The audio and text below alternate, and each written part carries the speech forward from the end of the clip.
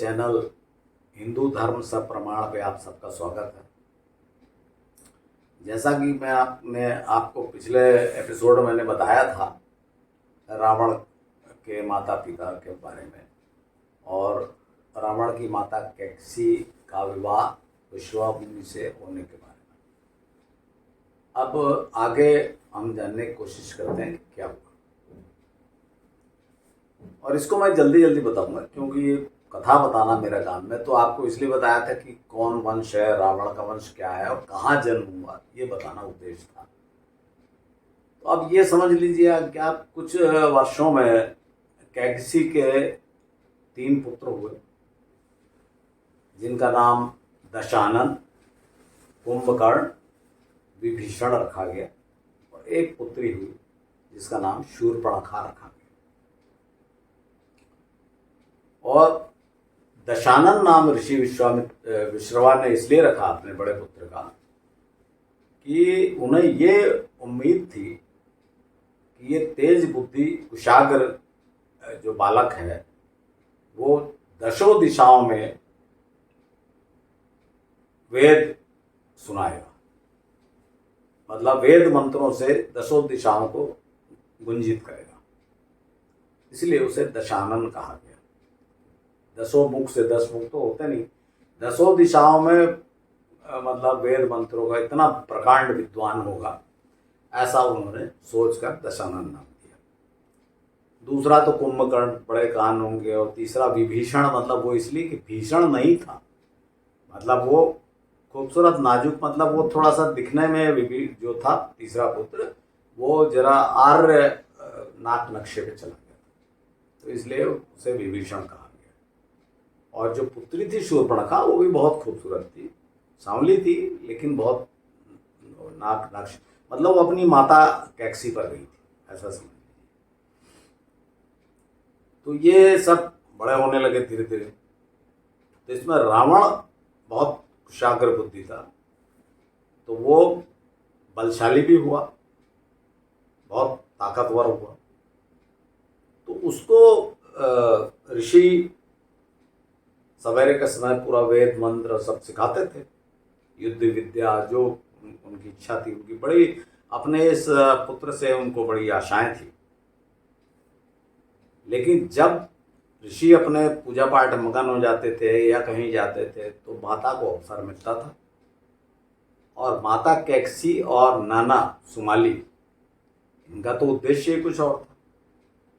जब उन्होंने देखा कि हमारा इतना जबरदस्त बड़ा शक्तिशाली पुत्र हो रहा है, तो उन्होंने उसके जो रुझान है वो दैत्य संस्कृति की ओर मोड़ना शुरू किया। उसके खाने पीने का ख्याल रखा, उसकी शक्तिशाली हो, ऊंचा हो, लेकिन पिता से युद्ध विद्या भी पूरी सीखे, उस पर भी कोई कमी नहीं होना चाहिए। लेकिन उनको अपने बार बार ये भड़काने की कोशिश की कि तुम तो लंकापुरी के राजा हो, तुमको तो भगाया गया है। ये बात उसके मन में बैठाई गई बचपन से। कुंभकर्ण ये सब ध्यान नहीं देता था, वो खाने में लगा था। और विभीषण जो था वो वेद मंत्र, मतलब उसका रुझान आर्य संस्कृति की ओर था। शूर्पणखा जो लड़की थी वो भी बनने संवरने और बस घूमने इसमें ध्यान देती थी। तो ऋषि विश्रवा और माता कैकसी दोनों को ही अपने बड़े पुत्र दशानन से बहुत उम्मीदें थी, अपने अपने हिसाब से जो भी उनकी आशाएं थी उनको इस पुत्र से ही पूरा होते दिख रही थी। इस प्रकार से सब बड़े होने लगे। जब रावण कुछ बड़ा हुआ तो सुमाली ने अपनी पुत्री कैकसी से विचार विमर्श किया कि अब युवावस्था आ रही है दशानन की, तो इसको लेकर लंकापुरी चला जाए, क्योंकि इसके मन में भर गया और बहुत सीख गया है सब, ये अच्छा मजबूत शरीर का मालिक भी हो गया है, युद्ध विद्या भी सीख गया है, और इसको हमने मानसिक रूप से तैयार कर लिया है दैत्य संस्कृति की ओर और लंकापुरी का राजा बनने के लिए। तो एक दिन कैकसी ने भी और उसके पिता सुमाली ने भी विश्वामुनि से प्रार्थना की कि पुत्र दशानन युवा हो रहा है, तो हमें अनुमति दीजिए कि हम लंकापुरी जाएं, जहाँ दशानन का बड़ा भाई कुबेर जहाँ राजा है। तो राजमहल में रह के वहाँ की बारीकियाँ सीखना, ये सब भी ये सीखेगा, और इसके अतिरिक्त अपने बड़े भाई के अधीन रहकर उसकी राजकाज में सहायता भी करेगा। यहाँ तो आपके पास कोई ऐसा आश्रम में कार्य है नहीं विशेष। मुनि ने सोचने के बाद आज्ञा दे दी। ऐसा होता है कि भाई पिता जो है पुत्र का कहीं कैरियर बन रहा है तो ठीक है भाई जाओ। तो एक दिन सुमाली निकल पड़ा सबको लेकर, और फिर रास्ते में बहुत ही कई प्रकार के अपमान सहते हुए, क्योंकि देखिए वो गेरुआ वस्त्र पहने थे और नाक रक्षा तो उनका दैत्य वाला था, सांवले थे, जो भी इस तरह का। तो रास्ते भर पहले जहाँ तक आर्यों का राज्य था वहाँ तक तो उनकी इंसल्ट की गई, कह रही है कौन जा रहे हैं गिरुआ वस्त्र पहन के पाखंडी लोग। और जब वो दैत्य क्षेत्र में आए, दैत्य दानव क्षेत्र में, तब भी उनका अपमान किया गया। कह रही ये कौन है जो हम लोग के जैसा दिख रहे हैं और गिरुआ पहने हैं। तो इस तरह से भूखे प्यासे कहीं थोड़ी बहुत मदद मिल गई, या कंद फूल फल खाते हुए किसी प्रकार से लुढ़कते पुढ़कते वो लंकापुरी पहुंचे। जब लंकापुरी वो पहुंचे तो वे कुबेर के सामने उपस्थित हुए और उन्होंने अपना परिचय दिया और बताया कि पिता की आज्ञा से हम लोग आए यहाँ, विश्वामुनि की आज्ञा से। कुबेर ने सहर्ष उनको स्थान दे दिया। हालांकि कुबेर की माता ने विरोध किया कि इनको देख कर, लेकिन उसको कुबेर ने सोचा कि ये तो सौतेली जो है दूसरी पत्नी जो है विश्वामुनि की, उसके कारण से ये ईर्ष्यावश ऐसा कह रही है। तो कुबेर ने कोई ध्यान नहीं दिया और उन सबको अपनी शरण में ले लिया। और दशानन जो है वो बहुत श्रद्धा भाव से अपने भाई की सेवा करने लगा। उसकी योग्यता देखकर, उसकी भक्ति देखकर कुबेर उस पर बहुत विश्वास करने लगा। धीरे धीरे उसने लंकापुरी का जो मैनेजमेंट है, प्रबंधन और सेना का प्रबंधन और लंकापुरी की जो सुरक्षा व्यवस्था, सब दशानन के हाथों में सौंप दी। तब दशानन ने देखा कि ये कुबेर के साथ थोड़ी सी सेना है जो इंद्र ने भेजी थी, और थोड़े से गंधर्व यक्ष हैं जो कि इंद्र छोड़ के गया था। इतने ही इसके समर्थक हैं, मतलब गंधर्व यक्ष मोस्टली, इतने ही लोग हैं। जो वहाँ के रहने वाले दैत्य नागरिक हैं उसमें कुबेर की कोई पैठ नहीं है, कोई मेज नहीं है, और वो लोग इस राजवंश को पसंद नहीं करते। ये दशानन देखते ही समझ गया। और उसकी माता, और ये तो थे ही नीति निर्माता जो कहना चाहिए, उसकी माता तो बहुत तेज थी कैकसी, और नाना भी बहुत तेज था। इन लोगों ने भी जब सबसे मिले जुले और देखा कि पसंद नहीं करते हैं कुबेर को, तो इन्होंने भी ये बात फैलाई कि भाई अब तो तुम्हारा दैत्य आ गया लड़का, ये दशानन तो दैत्य है, ये तो कैकसी जो राजवंश और उसका सम्मान तो दैत्य नागरिक कर ही रहे थे सुमाली का, वो उनका पुराना राजा था, राजा का पुत्र था, तो वो इस वंश का तो सम्मान करते ही थे मन ही मन।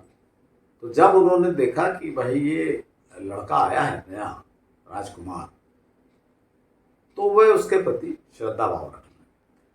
तो दशानन ने धीरे धीरे धीरे पूरा प्रभाव जमा लिया लंकापुरी के नागरिकों पर, जो बहुत बड़ी संख्या में थे। मैंने पहले ही बताया ना कि कुबेर के जो रक्षक थे थोड़े से, और थोड़ी सी सेना जो किले की रक्षा करती, समझ लीजिए महलों की, वो भर उसके साथ थे। बाकी पूरी जो नागरिक थे और जो बस्ती थी वो तो दैत्यों की बस्ती थी। वे सबके सब रावण की तरफ हो गए, दशानन की तरफ हो गए। जब ऐसा करने में 1-2 वर्ष बीत गया तो एक दिन दशानन अपने बड़े भाई नाना से और माता से सलाह के बाद, बिना उनके कुछ नहीं करता था। बाद में भी आप देखेंगे राजा बन जाने के बाद भी उनकी सलाह के पर ही चलता था, क्योंकि वही लोग बड़े कूटनीतिज्ञ थे। तो रावण अपने भाई कुबेर के पास गया और बोला कि भ्राता, ये जो लंकापुरी है ये मेरे पुरखों की थाती है, माता के वंश से ये संपत्ति या इसका उत्तराधिकार मुझे प्राप्त है, क्योंकि माता के जो पूर्वज थे वो यहाँ के राजा थे। आप तो यहाँ के राजा भी नहीं हो, नहीं थे कभी, ना पिता विश्रवा थे यहाँ के राजा, और ना आपने इसको जीता, ना तो आपने लंकापुर को जीता है और ना आप वंशानुगत इसके उत्तराधिकारी हो। तो आप ये मुझे सौंप दीजिए और वापस पिता के आश्रम में या उत्तर दिशा में जहाँ आप जाना चाहें आप चले जाइए। जब कुबेर ने ये सब बातें उसकी सुनी तो अपने सलाहकारों से उसने सलाह मशविरा किया और उसने पाया कि पूरी जनता तो इसके तरफ, अधिकांश जो मेरी बड़ी सेना है उसमें भी दैत्य हैं, जो कमांडर हैं, जो सेनापति हैं और जो मेरे महल के रक्षक हैं वो जरूर मेरे आदमी, लेकिन सेना और सब तो दैत्य हैं, नागरिक भी दैत्य हैं। तो उसने वहाँ से जाना ही श्रेयस्कर समझा। लेकिन उसने कहा दशानन से, ये जो ये लंकापुरी तो बर्बाद हो चुकी थी, इंद्र सब लूट कर ले गया था, तो ये जो संपत्ति यहाँ बनाई है, जो ये स्वर्ण लंका दिख रही है तुमको, ये सब मेरी मेहनत का फल है। तो दशानन समझ गया कि ये जाने को, खाली करने को तैयार है, तो उसने उनको अनुमति दे दी कि ठीक है, आपकी मेहनत फल है, तो आप लंकापुरी का खजाना ले जाइए। कुबेर तैयार हो गया और अतिशीघ्र पूरा खजाना लाद कर वहां से निकल गया। आप जानते हैं ना कुबेर कौन है? कुबेर को धनाध्यक्ष कहा गया है, देवताओं का धनाध्यक्ष। कैसे बना? वो ऐसे ही बना। वो ले गया, और कहाँ ले गया जो वर्णन है सिर्फ ये है कि वो, मैं आपको बताऊंगा वास्तविकता कहाँ गया। वो वर्णन सिर्फ ये है पुराणों में कि वो शिवलोक, कैलाश और स्वर्ग, मतलब इंद्र की अमरावती, इसके बीच में एक उसने अपनी अलकापुरी बसाई और वहां रह गया। मतलब एक तरफ भगवान शिव, एक तरफ इंद्र का राज्य। इस प्रकार वो सुरक्षित हो गया सब तरफ से, ऐसा उसने सोचा। बीच में क्योंकि धन बहुत था उसके पास, तो वहां पे वो रहने लगा जाके। इधर रावण, दशानन जो है राजा बन गया। अब जब राजा बन गया, खजाना खाली हो चुका था, और जो उसकी माता की लालसा थी वो भी समाप्त हुई नहीं थी।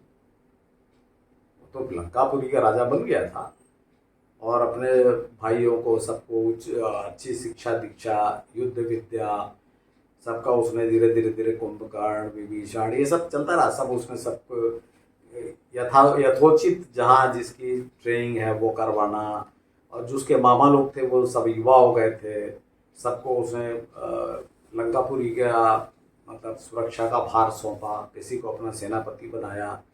वो सब है, वो सब मैं उसके बारे में नहीं बोलूँगा। तो सिर्फ मैं आपको ये बताऊंगा कि जब खजाने की बात हुई कि अब खजाना कैसे इकट्ठा करना है, तो दैत्य लोग तो उतने गरीब थे वहाँ के, अधिक तो था नहीं। फिर भी अच्छा, उसकी माता ने एक लालसा उसके मन में ये भी भरी कि हमको ये जो भारत भूमि है, मुख्य भूमि, इस पर भी अटैक करना। उन्होंने दशानन में समझाया कि बेटा सिर्फ ये लंकापुरी तुम्हारे पूर्वजों की नहीं है, तुम्हारे पूर्वज यहाँ के राजा थे, पर एक समय था जब पूरे भारत भूमि पर दैत्यों का राज्य था, जिसको आर्यों ने हरा के हमको धीरे धीरे नीचे ढकेल दिया। तो अब तुम योग्य हो तो इस पूरी भूमि पर फिर से कब्जा करो। तो इस भारत भूमि पर तुमको फिर से अधिकार करना है, लेकिन उसके लिए चाहिए था धन, बड़ी सेना बनाना, हथियार इकट्ठे करना। तो दशानन ने आसपास के जो छोटे राज्य थे, और ये स्पष्ट कहा नहीं जा सकता कि विजय या मतलब जो भारत भूमि की विजय यात्रा से लौटने के पश्चात या पहले, पर संभवतः पहले, क्योंकि उसको सेना इकट्ठी करना था, बनाना था, उसके लिए धन चाहिए। तो दशानन को सप्त द्वीप अधिपति भी कहा गया है, 7 द्वीपों का अधिपति। तो मैंने ऐसा अनुमान लगाया और आसपास के देख के कि जैसे आज ये मालदीव है और अपना लक्षद्वीप है, इवन मलेशिया है, इसको मलय द्वीप कहा गया है, और जो आसपास के जो दक्षिण एशिया के जो द्वीप हैं, इन सब जगह उसने अपने जहाजी बेड़ा जल सेना बनाई और इन सब जगह पे आक्रमण करके, क्योंकि यहाँ कोई राजा था नहीं, छोटे छोटे द्वीप थे, इनको लूटा और धन इकट्ठा किया, लंकापुरी की भी हालत सुधारी, अपने ऐशो आराम का प्रबंध किया और मजबूत सेना बनाया। मजबूत सेना बनाकर उसने तैयारी की। अब देखिए, ये पॉइंट मैं आपको बता रहा हूँ।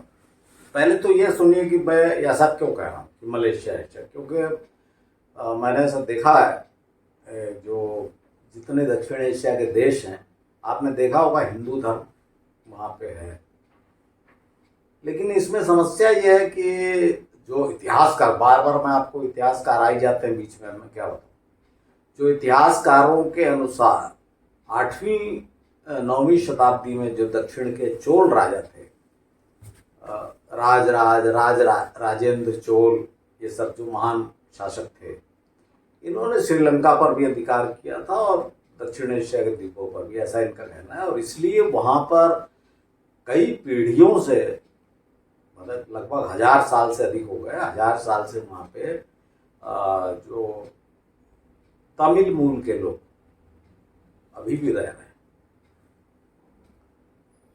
तो हो सकता है इस कारण, मैं इसको मनाने कोई दावा नहीं कर रहा हूँ, पर मेरा अपना मानना है कि रावण के समय भी, दशानन के समय भी जब उसने अटैक किया, तब से ये वहाँ पे कुछ लोग रह रहे, क्योंकि नेचुरली अपनी कुछ सेना और सेनापति और राज प्रतिनिधि ये सब तो रखा ही होगा उसने जीतने के बाद।